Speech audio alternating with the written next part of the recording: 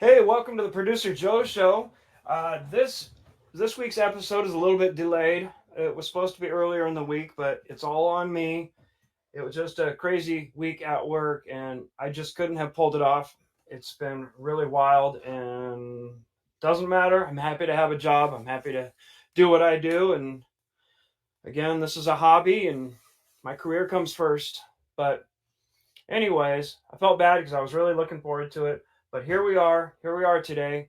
If you can see up in the top right, please subscribe today. YouTube, SD Radio Joe. If you're watching this on YouTube right now, you should have a subscribe button. And well, here we go.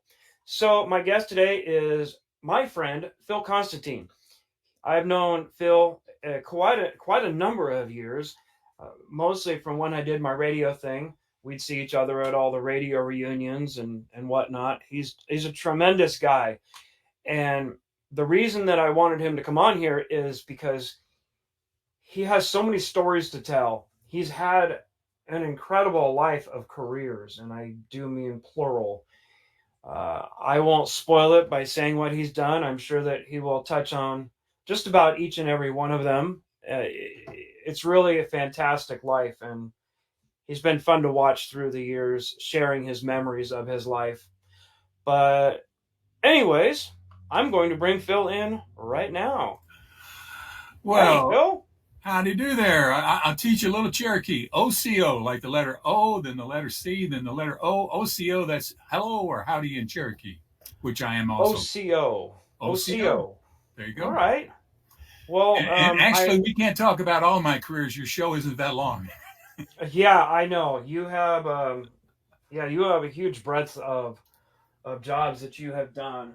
And if I'm letting you know right now, if this cat starts meowing because she's in here eating, I'm gonna have to get up for a second and kick her out of the studio. But that's how we roll here. But first thing I have to ask you is, where are you? Are you in a cave? What the heck? Where are you? And in the deep, dark recesses of my super ego, because everybody says I have a super ego, but I at least admit it. I've been watching too much Frasier reruns here lately, so I got you. I just got done watching all of the Cheers episodes, and what a terrific show! What sure was. wow. Both of them, I like Frasier. A little frustrating with why does he keep doing stupid stuff? But hey, that's comedy. That's comedy. One of my I taglines for watching movies is somebody says, "Why is he doing that?" And I said, "Because it's in the script." Yep, because it's in the script. You know, it would be boring otherwise. And sure enough, he didn't meow, but I need to let him out. That's quite all right. All right, we're going to do some hand puppets. No. I should have put the on hold music on. Okay. So anyway, it's time to get serious.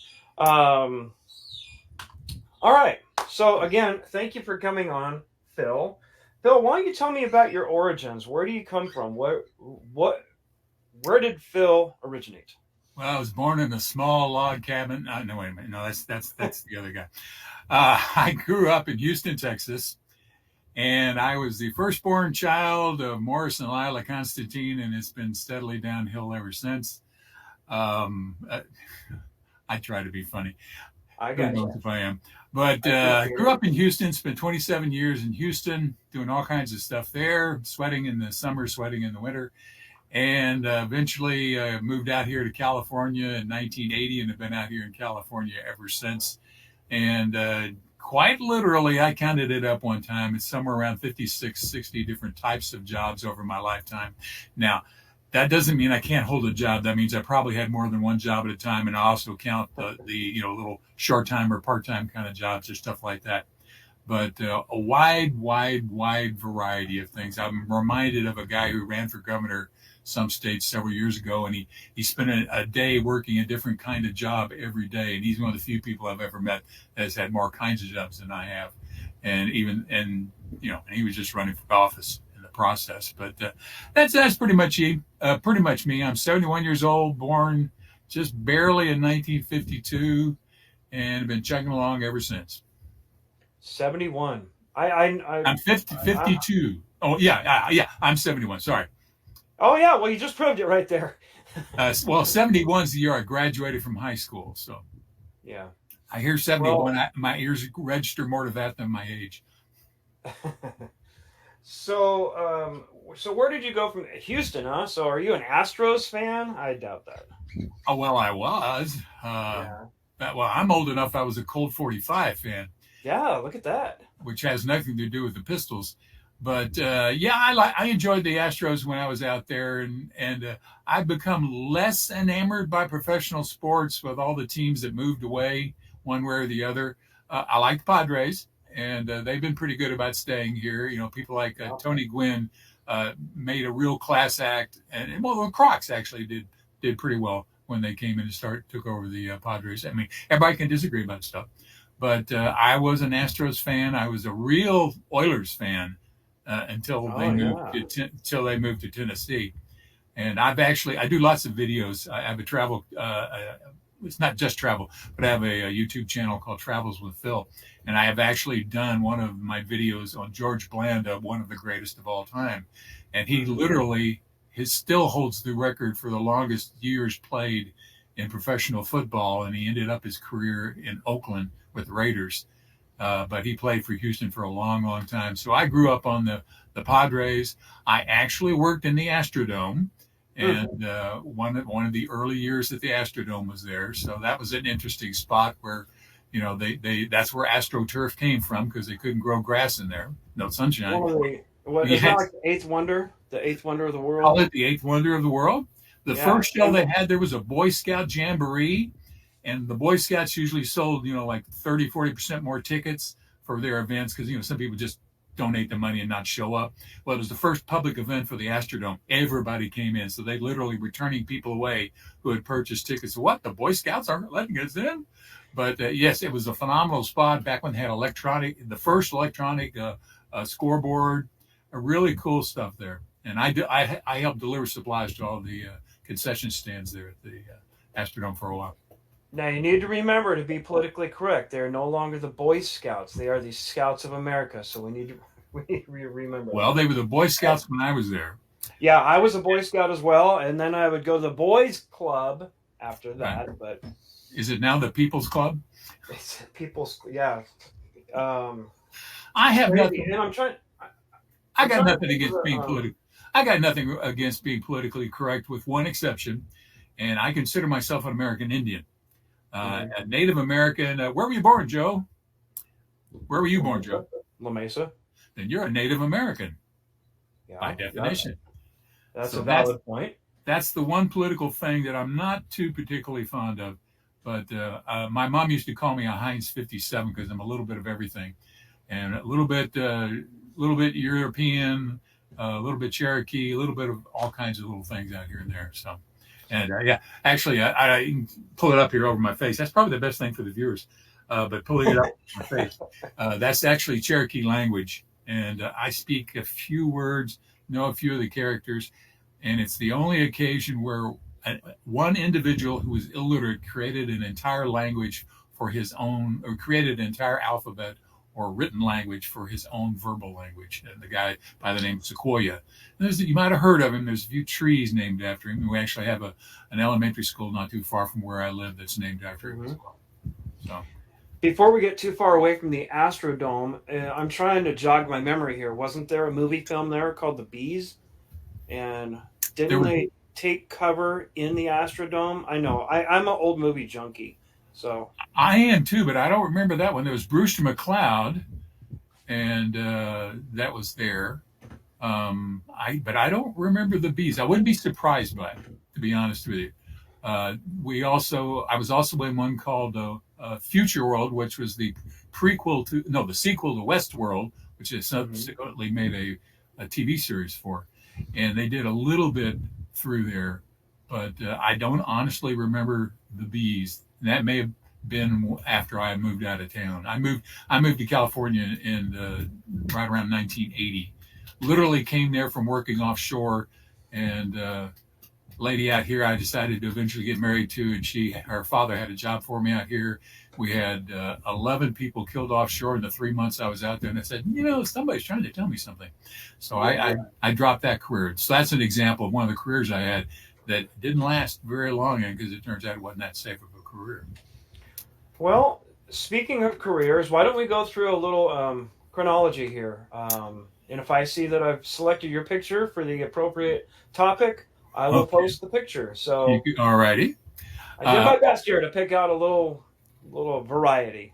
all right. Well, let's see. I first started working when I was 11, started working regular when I was 14, worked in a lot of motion picture theaters. You may actually have a picture of that one somewhere where you see me standing outside of the Ghost of Mr. Chicken with Don Knotts. That's how old that was. And I helped run the concession stands. I was a human cash register at the age of 14. I had I wasn't a lightning calculator, but I was a pretty darn quick calculator, and I could do all of it in my head. They hadn't even bought a cash register yet.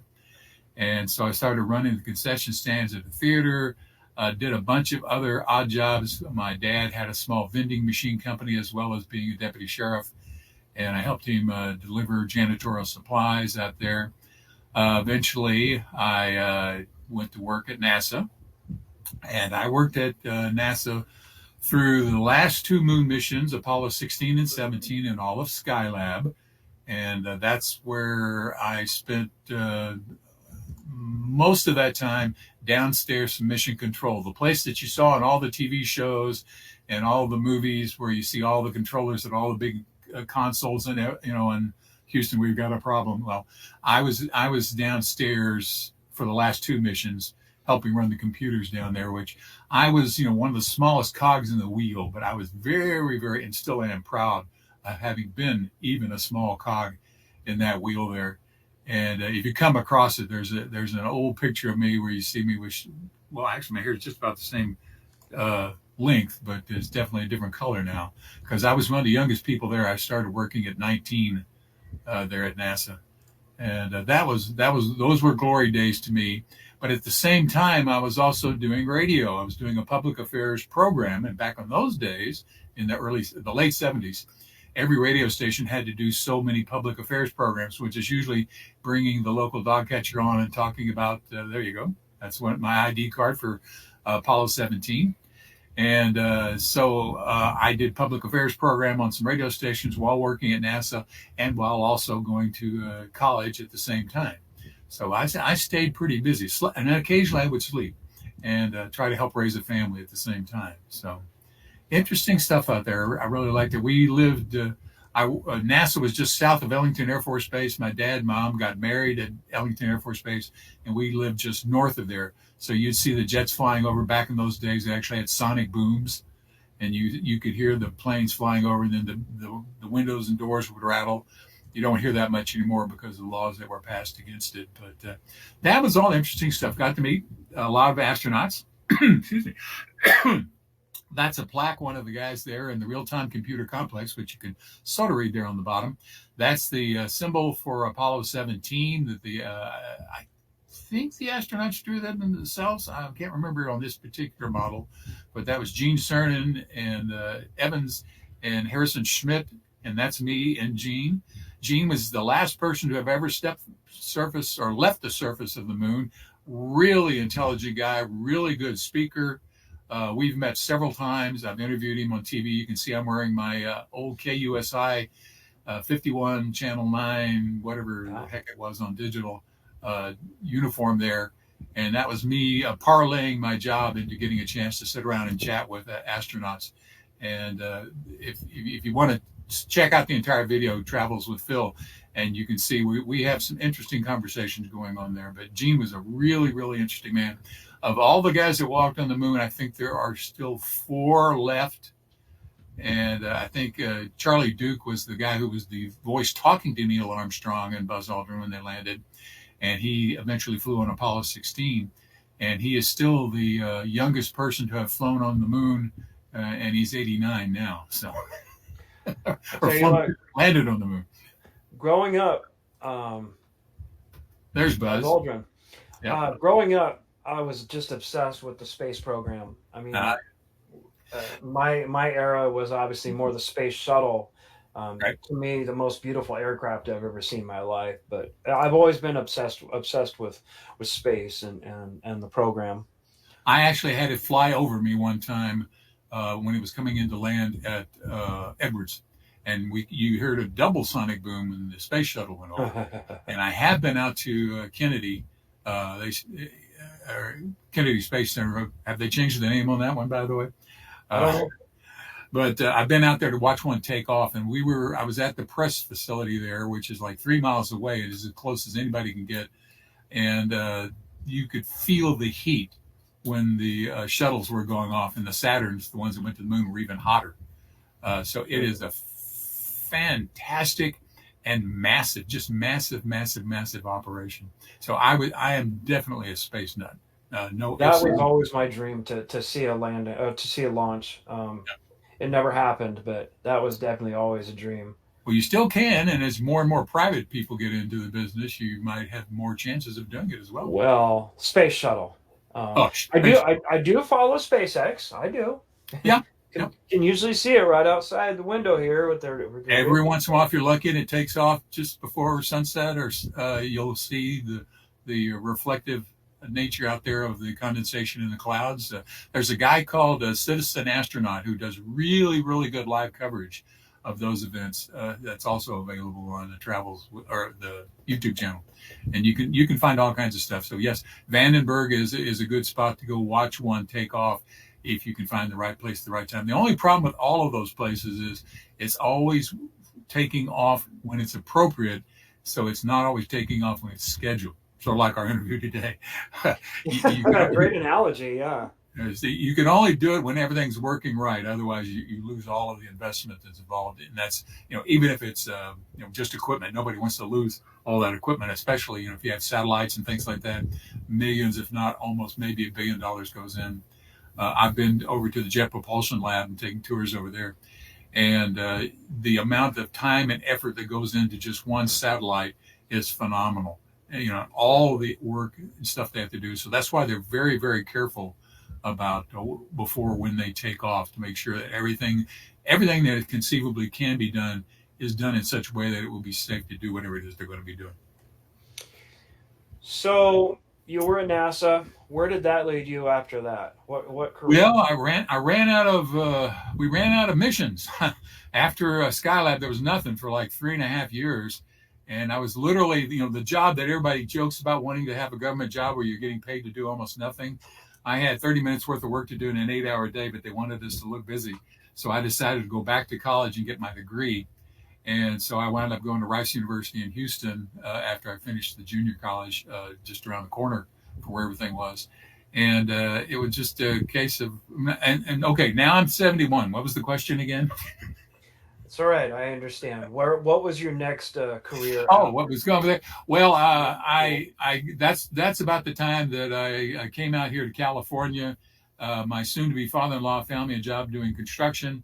So I was working in construction for large industrial complexes for like Hughes. I didn't work for Hughes, but we were building a big research facility at El Segundo for Hughes. And so I did a little bit of construction there, a little bit of plumbing on the side, then a little bit more plumbing and less construction. And that led to a whole bunch of other stuff, which led to other stuff, which eventually I got. And in between one of the last things I did in Texas was working on radio stations doing talk shows. So I was a talk show host for many years in Texas, in Houston and in the suburbs. And eventually, one day, the boss from the home office came in. This kind of guy would cuss you out to your face if he didn't like what you were doing. Came in and said, "Hey, I got some great new theme song music for you." And I said, "All right."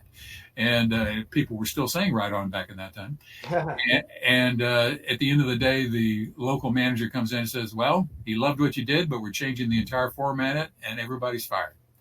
And so that's when I got tired of doing what many people told me was a good job, but getting fired when it had nothing to do with me. I literally got hired twice at the same radio station in Texas and never worked a single day there. So that's why I said, okay, fine. I'm never going to go back into radio or TV until I have a pension and I can afford to lose my job. And so when I came out here to California, tried a few things, tried a few, not questionable, but, marginal kinds of things in hopes that if it went big, then I'd be one of the, the founders of Microsoft or something like that. Nothing that brilliant, but that kind of, consideration, you were the janitor and you're now worth $7 million kind of thing. And so this wasn't happening very well. So that's when My dad had been a deputy sheriff or a constable or varying shades in thereof. And so that's when I decided to get into the California Highway Patrol. And it had taken so long, I'm being politically correct, I was not officially a member of the Cherokee Nation at that time. And at that time, the state was looking for people who were not just white males to appropriately fill out the number of officers, which I consider to be appropriate. I don't think you not get your job because there's not enough white males, but how are you going to do that? It's hard to deal with. And I'm not all just a white male. But in any case, got in. It had been so long from the time that I applied to the time I got in, I'd actually forgotten I applied. But I literally, you could be no more than 33 and graduate with one or two minor exceptions. And I graduated 1 week before I turned 33. So I was the one of the oldest people in my class and graduated, went to Santa Fe Springs in the LA area for a year and a half, then spent the next, I guess, 18 and a half years here in the San Diego area. And after 5 years of being on the road, arrested like 650 people for drunk driving. There you go. That's not one of the people I arrested. That's a mannequin, folks, before you get all upset.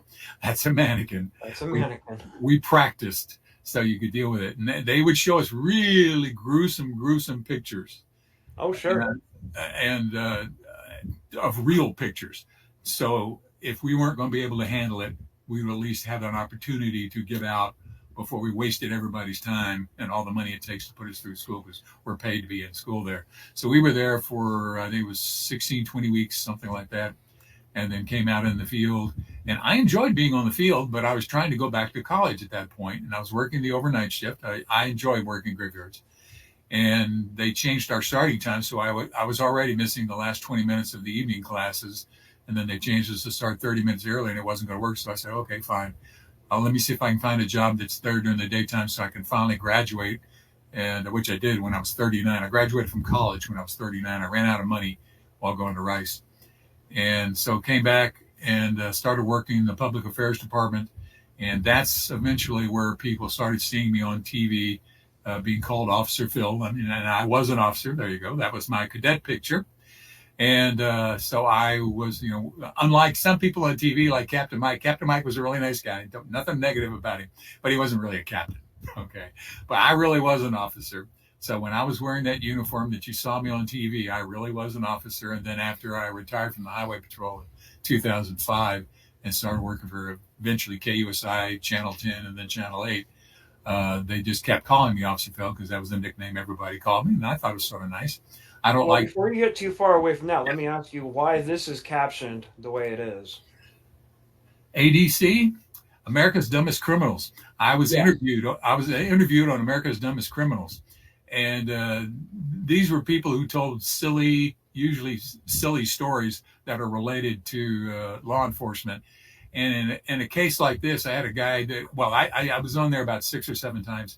Had a guy that we pulled over for evasive driving, speeding, no license, drunk driving, possession of drugs, 4 or 5, 6 different felonies.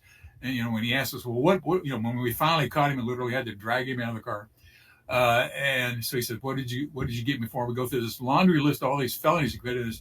And then I said, and no seatbelt. He flames out, CHP slang, flames out, got real upset. What do you mean? I did all that stuff, but I had my seatbelt on. I said, no, you didn't have your seatbelt on. It wasn't our priority.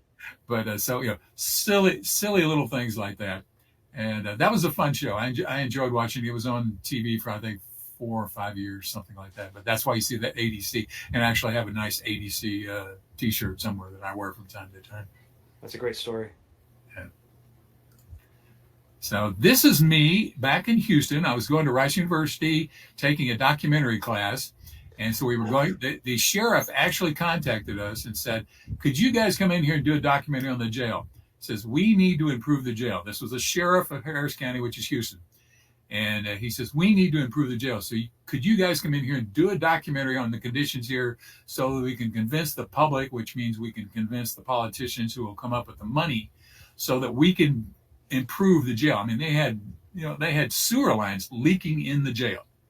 not just in the pipes, but leaking through the cells. It was terrible. It was terrible. The sheriff didn't want to have anything to do with it. So Sure. I came through there with the documentary crew, and I was doing most of the filming. And so they said, "Well, here, stand over there, and we'll take your picture." And so that they had me standing there. I don't think I had the little card that you put underneath your name, but that is literally the place that you would stand in front of. So when somebody says, "How tall are you?" I said, "All I got to do is look at the picture there, and there you go." Had a little bit longer hair back then. I think I think for our next radio reunion, we should superimpose one of those cards on your chest There you and make go. a T-shirt that you can wear to the radio reunion with that. I like it. I I like think it. that would be funny. That's one of the few occasions where you'll see me without a mustache. Yeah. No, I feel you. Okay, so CHP career over. Yep. What's next? That's when I literally had 3 day. I had a 3 day retirement. Started working for KUSI in studio, being mostly their traffic reporter. They were paying for a traffic reporter, but according to them, they didn't really like any of the people that were offered to them by the reporting services. And so I got to talking with one of the bosses over there, and he says, "Well, you interested?" And I said, "Sure." And so I was thinking about retiring anyway. And this way, not only did I get to retire after 20 years with the Highway Patrol, then I started getting an income on top of it, which worked out economically very nicely for me. Right. And so now, literally, I have, and that was a union job. So now I have 2 pensions and Social Security, which is paying a reasonable amount of money. Although here's an odd fact for folks who are not in law enforcement. Most law enforcement officers, even if you earned a Social Security pension, you don't get the full pension because Social Security was never intended to be your sole support. It was only intended to be a supplement. And they figured if you've got a pension, you probably don't deserve the full Social Security benefits. So Well, that's nice. I worked 27, 28 years on Social Security jobs, and I only get 2/3 of what I would normally be working if I didn't have a pension elsewhere. Wow. Now, I understand the concept. They're trying to make it supplemental. Nobody ever has enough money to pay Social Security, but hey, I earned it. Should get it. Sure. But so I was at KUSI for let's see, from about 2005 to about 2010. They decided that because of all the very attractive young women that were on the other channels, they decided they needed somebody that looked good in women's clothing, and I didn't. So they replaced me with. Darn it, they sure tried. Hey, well, no, we didn't try at all. But now they did do a makeover on me once, but not that much of a makeover. They dyed my hair for a while and cut it short and stuff like that, and I thought it was fun. But when my hair grew back out, my hair grew back out. But so I left there and then started flying helicopters. No, flying in helicopters. I was never a helicopter pilot. I try to make a distinction when I've done something that sounds cooler than it really is. Like, hey, I worked in mission control. No, I worked downstairs from mission control at NASA, and I helped from the computers. I was not the primary operator. So when I started in the helicopter, well, this is before we get to the helicopter. These are the two guys. I think Graham and Russell from Air Supply, and this is me at KUSI while I was still there and still on the air, and they provided me with the shirts. And if you could, that one I don't think you could see it. They might be able to see it there on my elbow, but they had KUSI logos, and I still wear those shirts every once in a while just because they were sort of cool looking. They tried to make them look like a uniform without really looking too much like a uniform. That one's the plainest one that I had. You look speechless. You look like he just said something incredulous. He asked me a question, and I was going something along the lines of, "Oh, really?" And they were really fun guys. That was one of the coolest things about that job was that was a morning show in San Diego, and because we're close enough to LA, a lot of the stars from Los Angeles would come down here to promote their movies, their songs, and whatever. And I got to meet a ton of famous people. Now, I also got to meet lots of not so famous people who had done very amazing things, like the Chula Vista baseball club that won the oh yeah, the Little League World Series. Little League World Series, yeah. Lots and lots of really cool people that were not famous people. And but lots of famous folks, and I mean, my first celebrity there was Dan Aykroyd from Saturday Night Live, and yes, I was definitely a fanboy for that, and got to meet lots of folks that I always wanted to meet.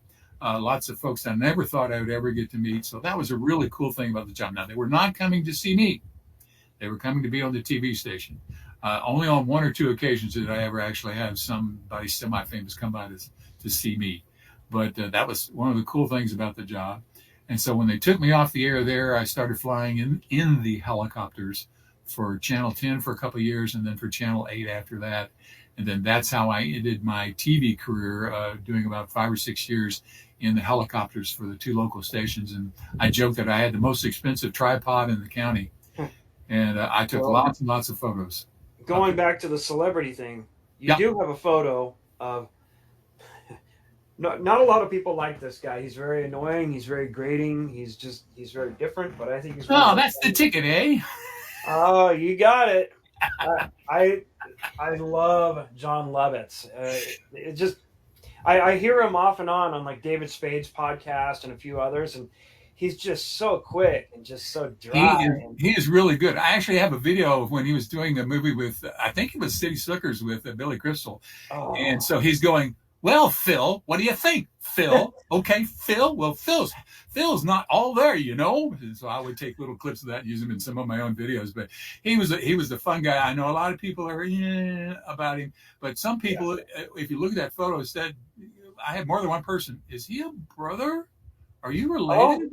Oh. And if you look at our chins there a little bit, if we had said we were related, you might believe it. We're not. I swear, he was probably the best thing about the movie A League of Their Own. He was really good in that movie. You see, the train moves, not the station. It's just good one. Just some of these lines that he has. Haven't you ever heard of a leash? So I almost dropped my first S-bomb on my show. Yeah, we won't even figure out what kind of tickle it was he was talking about. But yeah, he Grass, get out there, play. Don't embarrass me. Man, I didn't tell you. I started off in motion picture theaters. My dad, along with his many other jobs, was an assistant manager. And I did tell you that I worked at a concession stand. So I saw movies for free for 10, 15 years. And it's really hard for me to pay to go see a movie. Nowadays, it's a different story completely. But I've seen tons and tons and tons and tons of movies. So I have all kinds of quotes from movies that other people go, what? Oh, that's my whole life. It drives Amy nuts. I mean, even with my daughter, we're like TV and movie quotes all the time. And sometimes she'll just go, what? She goes, oh, it's a movie quote. I'm like, yeah. Let me give you a thing about famous people. We had some of them that we were doing on satellites, and most of them were doing fine. And in almost every single case, when the stars came to visit us, either by satellite or in studio, they were there to promote something. So they were usually very upbeat, happy. They were there to promote something. So it was to their benefit not to come in and be a real crank. And so we had Renee Zellweger, who was being talked to in her ear about something while the interview was going on, and just kept wandering off into other land. Joan Rivers' daughter, whose name I can't remember. Rivers. Yeah, she didn't want to talk about anything, including the stuff she was supposed to talk about. Wow. But we had Robert Klein. I don't know if you remember Robert Klein, a comic, and he had his famous routine, "Can't Stop My Leg." And he came on, and of all the people I've ever talked with, they said, "Oh, cool, you're a highway patrol officer. You get to go fast." He's the only one that ever came in and said, "Boy, that must be really gruesome." And he was right. It can be gruesome. Most of the time it's not, but it can be gruesome. And he was one of the few that actually hit on that. And I consider him to be a very intelligent guy. But, Marvin Hamlish, all kinds of other people that are really intelligent folks. And so, the directors of a couple of the Pixar movies were there, which I think is cool. Most people wouldn't recognize them if they saw them. But, getting occasionally, there's Robert Klein. Very good job. And you'll see about 300 of my photos that I took there are on Wikipedia, because I took them and wanted to share some of them so that other people could get to use them and see them as well. And he was a funny guy. He really was. And he started doing, I can't stop my leg. No sé puede mi pierna. He started doing it in Spanish. So he was branching out into other fields. But a lot of comics also can have a serious side. And for you and I probably know this about Robin Williams, he was really serious or extremely quiet when he wasn't quote unquote on, but he could be on almost 24 hours a day. So, you never know about them. Billy Crystal can be very serious as well. Mike Myers is actually sort of, some people call him a bit of a grump. He's not always the cheerful, Wayne's World kind of guy that you've seen in the movies. And I'm not saying this is a negative thing about it. It's just that's not necessarily your personality. So I understand what it's like. I was a minor celebrity here in town. So I understand what it's like to, wonder if somebody's staring at you. Why are they staring at you? Now, I've had this occasion more than once where I was in a grocery store and somebody's watching me. So I don't know if this is somebody I arrested or somebody who knew me from TV. Yeah, that's scary. That's a scary slope right there. I had a guy one time follow me, and this is back when people were wearing fanny packs. Except in my case, I was still in the highway patrol, so I had my gun inside my fanny pack. So big old burly biker looking kind of guy, and comes out and says, "Hey, what's in the purse, sweetheart?" I said, "It's Smith and Wesson, 4060. Oh, sorry. Have a good day. Next. So yeah. I'm looking here and I see here's Channel 10. Yeah, we didn't go in the studio very often. We did it a few times in the very beginning, or if some of the equipment wasn't working right. All of those people, I think Leon Smitherman, who's on the left-hand side there, he was the weather guy at that time. He might still be on the air, I think somewhere back in Iowa or the Midwest. Steve, he retired the last couple of years. Phoebe Changchua is still doing PR things. I can't remember the exact name of the company she either started or works with, but they were. I will be absolutely true with you. Every single person I ever worked in local media, with one exception, was really, really good people. And the one person who was the exception was a good person when he was around me. So it was an easy job. I saw a lot of respect. Kimberly Hunt's father was in the highway patrol. So, it's a case where, it wasn't, the quote unquote, snobby anchors. Now I didn't work with every single anchor. There may have been a few out there that weren't so wonderful, but I had a terrible time with Nichelle Nichols, who was on Channel 8 in the morning. I had a terrible time remembering her name. And while she wasn't happy that I couldn't remember her first name all the time, she was very polite and courteous about it. So, I got better than I deserved because I just, for some reason, had a terrible time remembering her name until I remembered that was the first name of Nichelle Nichols, who was Uhura on Star Trek. And then I never forgot her name again. But so lots of nice people. That was me. And you could tell I was a bit chubby at the time and not always the best role model for the highway patrol. But evidently I was reasonably good at talking and remembering things and delivering whatever the message was that we were delivering. So that was one of the days where we actually were in studio doing the broadcast because we weren't able to do it from the CHP offices, which are over in Kearney Mesa. But they were all class acts then and still are. I was looking for a photo here. I was listening to your every word. I promise. I was just looking for a photo here. Hey, you tell me to start talking, and I'll be here for 20 minutes until you find what you need. As I've said before, shutting me up is the problem, never getting me to talk. No, I got you. I like it. I'm enthralled with everything you're saying. Yeah, you've definitely met your fair share of interesting people.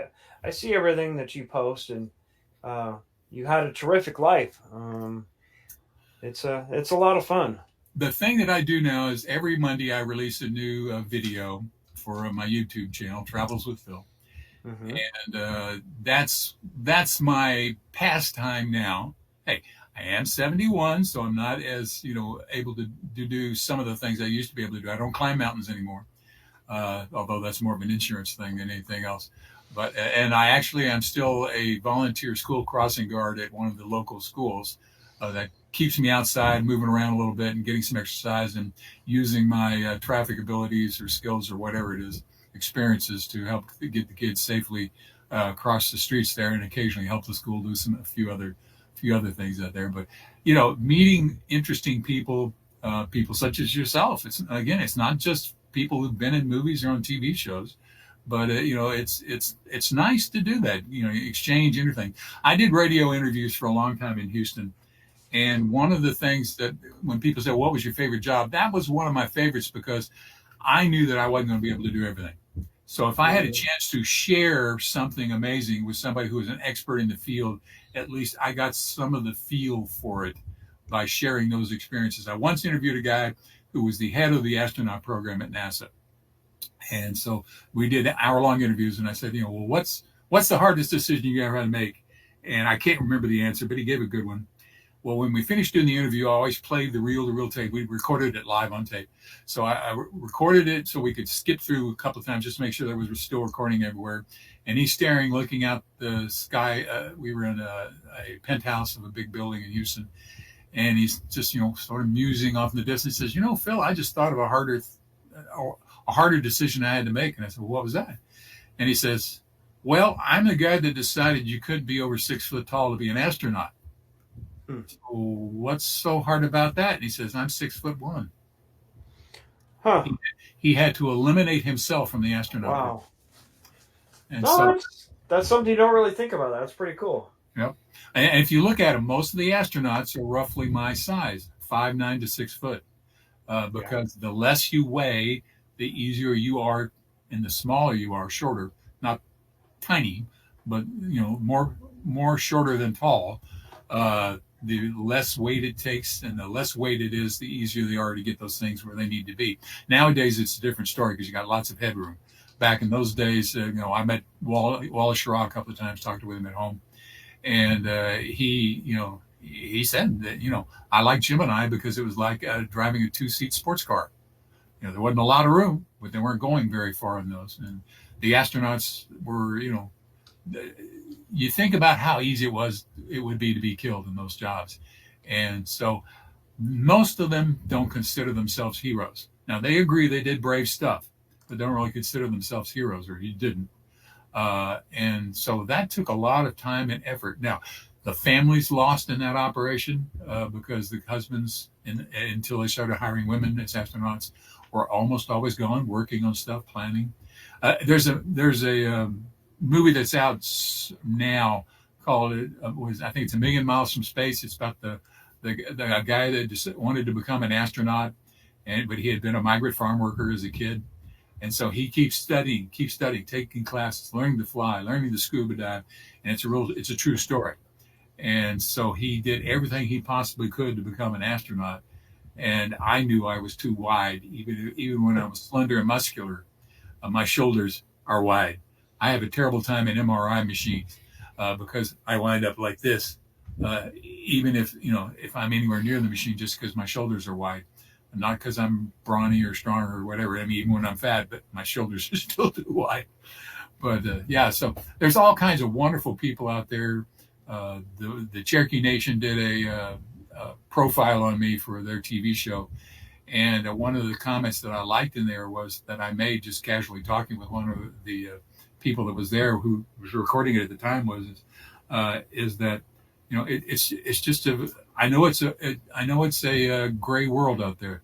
Lots of black and white, but there's lots of gray in this world. So there's all kinds of possibilities in the world for people to do things. Some of my travels, I've traveled all over Mexico. I spent 18 months on the road here in the United States. And I knew that. Remember that trip? I was fascinated by your travels. And if I didn't get out there and do it, it would never happen. So it's one of these occasions where I said, okay, fine, I'm going to go. And that's why I retired. When I did retire at 64 was because my dad had a small SUV that he couldn't drive anymore. Or he shouldn't have driven. And he's passed away since then. But so I had a small SUV. I rented out my house to my kids.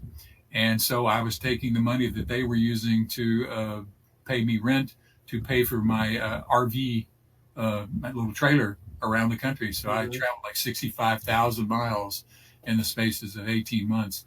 And that's the basis of what a lot of my videos are about. I've gone back and took the videos that I shot when I was in all of these places. Some of them, biggest tourist attractions you'll ever see: Times Square, Niagara Falls, all of those kinds of places. The St. Louis, the Archway, all of those kind of things. But there's some stuff that isn't even on the map, and you have to work hard to get to some of these places. And I've always enjoyed traveling. Trying to get a job as a tour guide now with a local company. That's the kind of trip I want to, is go see the offbeat things, the harder to find things. I'm going to go back a little bit on two things Sure. we sparked on. You reminded me. I actually have a distant cousin. I've never met him, but he was an astronaut, Oh, and it was a little jealous. Daniel I'm, Burbank. yeah, I'm, Um, I'm I'm leaning around here. If you see me squatting, it's not like I'm trying to get my face on the screen. My camera's right in front of me, so I'm trying to get around. I'm not that vain. He looks very, very familiar. all I really know about him is Daniel Burbank. I think he's from Connecticut. Yeah, But just kind of always wanted to meet him, and yeah. yeah, it's And then you mentioned KUSI a few times. My wife and I went to a show at a local community theater that she did a show in last year, but we went to go see The Odd Couple, Neil Simon's female version of The Odd Couple. I was going to say I Uh, was going to think it was going to be Doug Friedman, but if it's the female version, no, Doug wouldn't do that. it's the female version, and it was pretty neat because former KUSI Sasha Fu, there on the right, Yeah, was was in the cast, and that's her new thing now. She's playwright, and she is an acting is. intelligent person. She is a really intelligent person, very well spoken. Yeah, I did talk to her after the show briefly. Very nice woman. First time I'd had a chance to meet her, but I don't know, something you said made me go get that picture. That's the one I was searching for.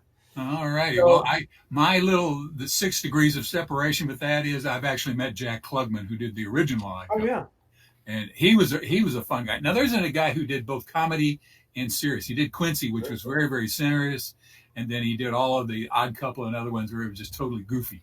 So there's an actor who can go more directions than just the one that they're expected to. And I always appreciate that. I love an actor that can do that. I mean, you saw Bill Murray do it back in the '80s with "Where the Buffalo Roam," and then you've seen The Jim Razor's Carrey do it a few Edge. times. They did the Razor's Razor's Edge, Edge. yeah. Yep. He did a lot of serious stuff. It wasn't all just that's the fact, Jack. Right. Great movie. Great movie. Stripes. Yeah. Um, so yeah. Anyways, I I've got ADHD, so my mind just kind of goes here, here, here, here, here. Hey, go for it. So Go for it. My son, who's a really good kid, I love has that picture. ADHD and has had it his entire life.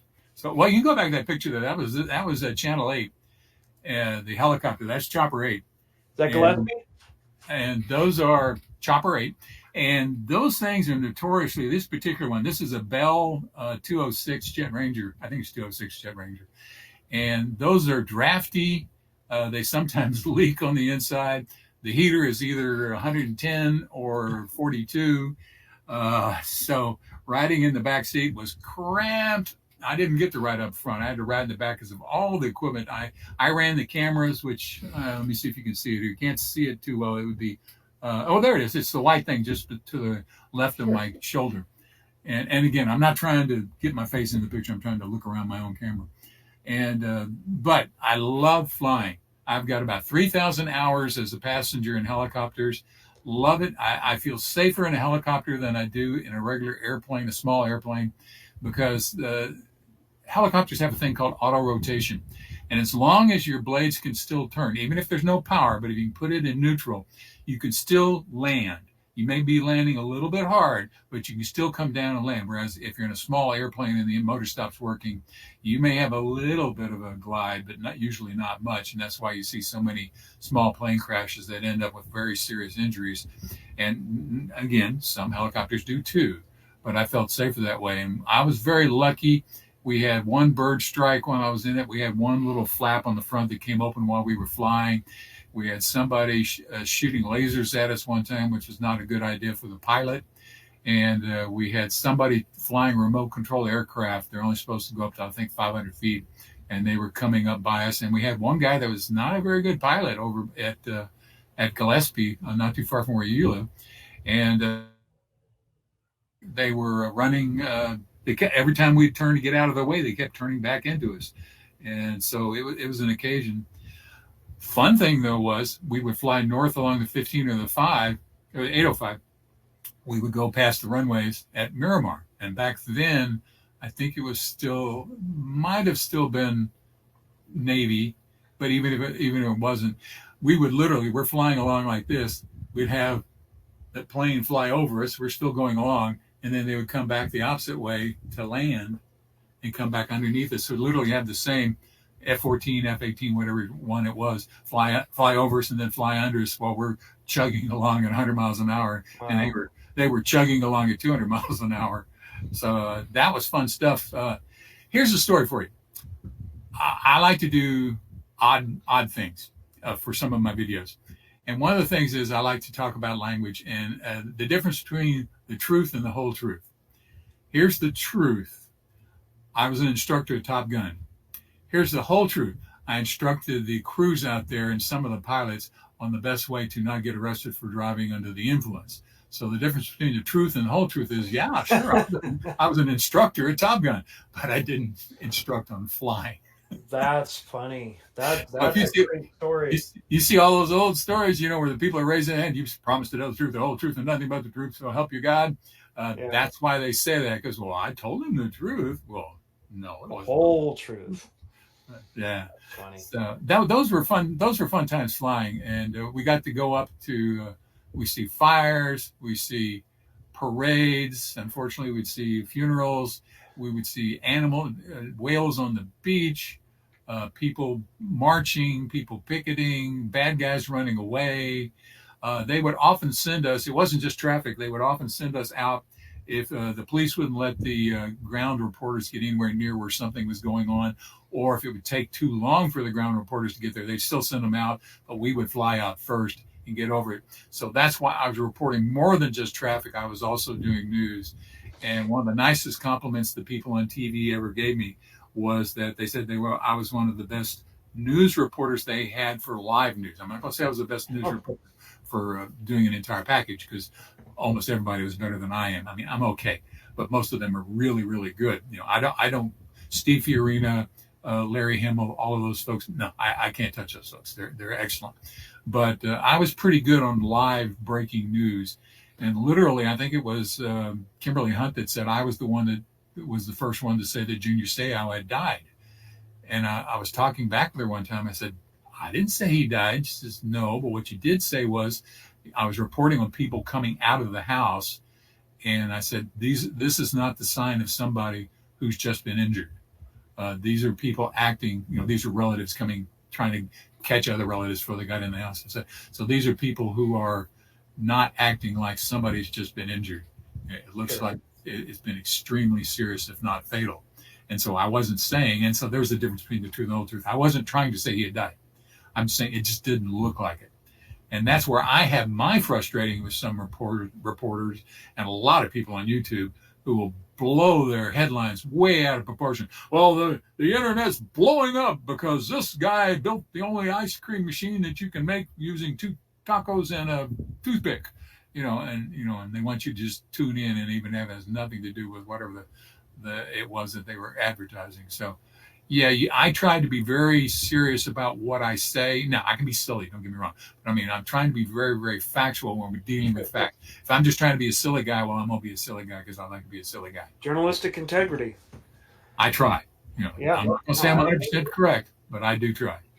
Well, I was watching a video the other day. Granted, it was YouTube, and the little thumbnail had a picture of a guy in a hotel room, and the headline was, man arrested for assaulting children. And the thumbnail had a kid sitting in a chair right next to the man.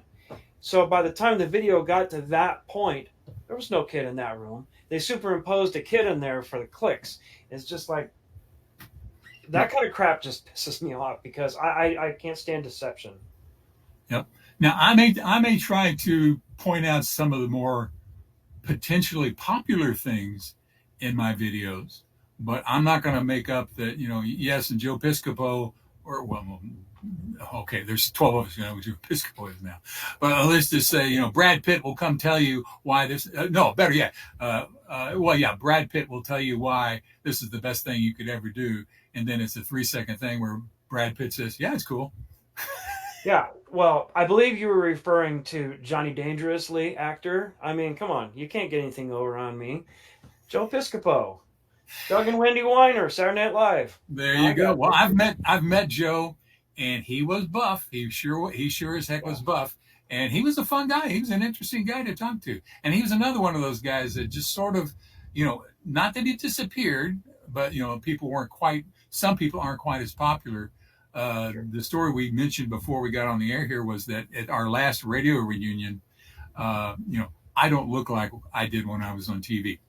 And for the last couple of years, I was almost never on TV anyway. Or, they may occasionally have just a still shot of me, but you would hear my voice. More people recognize me by my voice than my face, especially now. But he came up to me, and so we were just chatting there, and I didn't recognize him. He didn't recognize me. So he says, well, where did you work? What did you do in radio and TV? And I said, well, I was a highway patrol officer. He says, oh, really? You were a highway patrol officer? I said, yeah. And he says, well, do you know Officer Phil? That's funny. Oh, yeah. It kind of yeah. Well, I am Officer Phil. Well, it's kind of like when Luke Skywalker met Obi-Wan Kenobi. He goes, well, yeah, he's me. There you go. I love small world stories. Sure. And I've got probably about 12 of them now on my video channel. And, I just think they're really great. We got time for a quick one? Absolutely. Or not so quick one. When I first started my traveling, I traveled from April of 2016 through September of 2017. And so I was going along south, trying to get a little bit of my visiting. Well, I went to Houston, which is where my dad lived, and got my trailer. And so I was picking up stuff from the south because I wanted to try and get through there before the hurricane season started in June. And so I was in a little bitty town called Visalia, California. No. You said Texas. No, I started in Texas, but this was in Mississippi. Oh. And it might have been Vidalia. But in any case, this is the town where Jerry Lee Lewis and Jimmy Swaggart and Mickey Gilley all came from. And so I'm across the Mississippi River from Natchez, so literally right on it. Now, this was a big RV place. It had like 150 parking places, but there was only about 30 some odd people there. So I'm sitting out there getting ready for the next day, and there was a big RV, and I had a 17-foot trailer and a small SUV, and everything else in there was like the 30 some odd foot, big RV boats kind of stuff. So usually I didn't spend hardly any time at the RV campgrounds except to sleep. And sometimes, if I'm just tired, I'd come watch a video on my little setup inside the rig. But I got a call from Phil Blauer, and he says, hey, can you do a play-by-play for us here on a Pursuit? And I said, well, Phil, I retired, back on April 1st. And he says, well, yeah, I knew you retired. He says, but I'm not even in I'm not even in California anymore. I'm in Mississippi. He says, oh. I said, well, so I'll be happy to talk about it, but I can't do a live play-by-play with somebody because there's no way I could watch it, and because I'm obviously not in your broadcast area. And he says, well, okay, well, that'll work if you can tell, at least talk about some of the possible things that could have happened or didn't happen or were avoided, all that kind of stuff. I said, okay, cool. But if we do that, I want to use this camera that I've got right here and put it in front of me and then have over my shoulder the Mississippi River, so you could get a little chuckle about that while I'm doing this report about a pursuit in San Diego. You can see the Mississippi River over my shoulder. And he says, hey, that'll work for me. So we did it, and it came out fairly well. Well, because I was outside and had my camera set up, this far away, so it could show the Mississippi River behind me, I was speaking a little bit louder than normal to make sure that the voice carried through the camera. Sorry if I blew your ears out there.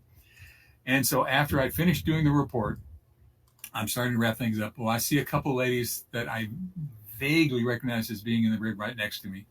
And they come walking by, and being the polite self that I am, I'm by myself. I burp. I used to say, excuse me. But so these ladies walk by me and say, hey, I'm sorry if I was making so much noise, but I was sort of using my TV voice.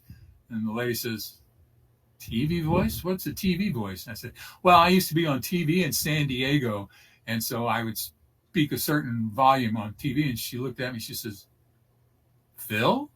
Wow. Is that you, Phil? And I looked up at her and I said, Jeannie? This lady was my former this lady was my former CHP commander I had worked at with 15 years previously. Had not seen her in 15 years, and she is sitting across in the spot next to me at a small campground in Vidalia, Mississippi, and we probably wouldn't have met if I hadn't done this interview with somebody back in San Diego at the time. So that, and I've got 8 or 9 stories like that, but that is an infinitesimally small world story, and I love those kind of things, coincidences, small world stories, circumstances like that, just out of the ordinary kinds of things. And that one, yeah, that ranks up there with it. That's a pretty good one. That's a fun story. That's crazy. Yep. And I got lots of those, and I could go on talking about them all night long because I think they're fun. I used to have a family friend who was a world-class psychic, and she did all kinds of amazing stuff, beyond just, you're not living up to your potential. No, I mean, she did all kinds of things that people couldn't guess. Meeting people that you wouldn't expect to meet anywhere. I was up in upstate New York in a small town getting my RV worked on. Some guy sees my Cherokee T-shirt and says, "Oh, you from Tahlequah, Oklahoma?" And I said, "No, are you?" And he says, "Well, yeah, I used to live there for about 10 years. And this is a guy in upstate New York who couldn't even pronounce the name Tahlequah, which is the capital city of the Cherokee Nation in eastern Oklahoma. And we bump into each other in a parking lot in upstate New York." So, all kinds of stuff like that goes on. And, is it coincidence? Is it divine intervention? I don't know.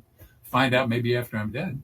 But I love these stories. I was at another one. Sure. I was you ever heard of the Wave in Arizona? The weird tortured landscape that looks like twisted rocks and things. Oh, the sandstone, like yeah. Yep. There's probably that picture you see of me standing there with in my hat and my vest and the stick. That's me at the Wave. Well, at that time, only 20 people a day. It's up to 64 now, but only 20 people a day got to go in there because it is sandstone, and they're afraid that it might get all messed up if it just got swamped by people. So they still limit the number of people. And at that time, it was only 20 people per day. 10 people could apply online, and 10 people could go in the office. And I'd applied like 3 or 4 times online, never got it, because usually there could be anywhere from like 30 or 40 people to 350 to 400 people from all over the world that want to go see this place because it's just so phenomenal. And so I finally went up there and said, well, I'm going to be here for a week when I was doing my travels. And I said, I'll be here for a week. I'll stay until I win one of the in-house lotteries. And so in this case, I won one, and 3 other guys that were there with me, we all decided to rent an RV together. Not an RV. I decided to rent a 4-wheel drive because the road had been a little bit wet, and this is not the kind of road you want to get on if it's wet, because it can get, the road itself can get muddy. The walking through the rocks isn't so bad, but the road itself can get muddy. So we got out there. Well, at that time they would let tour guides take people out who didn't win the lottery. They could have professional tour guides take somebody out. So we were the second bunch of people that got there. Well, the first tour guide, his people were just wandering around, so he was just doing this because he's been there so many times. It's nothing new to him. And so whenever somebody new would come up, he'd say, "Hey, where are y'all from? New York or wherever, this kind of stuff." So we were sitting there, and I love to do panoramas. So I was setting up a, 27 picture panorama on one of the sides, and I hear the tour guide going, "Hey, where are you folks from?" And the guy says, "San Diego." And I said, "Wait a minute. Hey, I'm from San Diego." And the guy says, "You're from San Diego?" I said, "Yeah, I'm from San Diego." And he says, "Well, we're really not from San Diego." And I said, "Oh, where are you from?" And he said, "Poway." And I said, "Well, I know where Poway is." This is the entire conversation. And one of the other guys says, "Is that Phil Konstantin?" Yes. You're a bigger celebrity than you gave yourself credit for, man. He recognized my voice. Now, I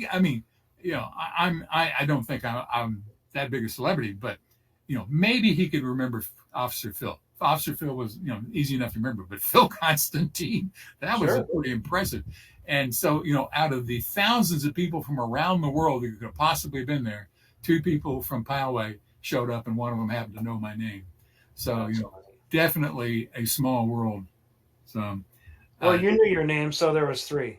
well, yeah, there was 3. Well, the 3 other guys with me knew my name by this point, hopefully so. But Okay. it was on it was on my tag too. So all you had to do was walk by and you could see it. All right, man. Well, I guess we're gonna shut her down now. I really appreciate you coming on the show. I mean, an hour and 5 minutes. That's pretty good. You can talk. I told you shutting me up was the problem. That's all right. It was all fun. I'm gonna cut you loose now. I'm gonna tease my next guest. But thank you very much for inviting me, Joe. I appreciate it. I like your work. You do a good job, and I like the fact that you've got a quote unquote regular job while you're still trying to live your dream here, doing radio, TV, et cetera, and I appreciate that. And good luck to you on getting more work. I appreciate that.